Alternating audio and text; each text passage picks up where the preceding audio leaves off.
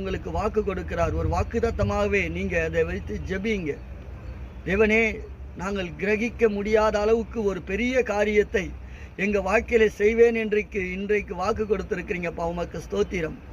தேவ பிள்ளைகளை, யாருமே எதிர்பார்க்க முடியாத எப்படி இது நடந்தது, இவங்க வாழ்க்கை ஒன்றுமே இல்லாம முடிந்து போகும் என்று தானே நாங்க நினைச்சோம். ஆனா எப்படி இது நடந்தது, இவங்களோடு கூட இருக்கிறவர் யார் என்பதை விசாரிக்கிற போது உங்களோடு கூட இருக்கிறவர் தேவன் என்பதை அறியத்தக்க வண்ணமாக கர்த்தர் உங்களுக்கு 2 மடங்கு ஆசீர்வாதத்தை கொடுக்க போகிறார். மற்றவர்கள் கிரகிக்கவே முடியாதபடிக்கு, யாருமே எதிர்பார்க்கப்பட முடியாதபடிக்கு ஒரு ஆசீர்வாதத்தை தேவனாகிய கர்த்தர் கொடுக்க போகிறார்.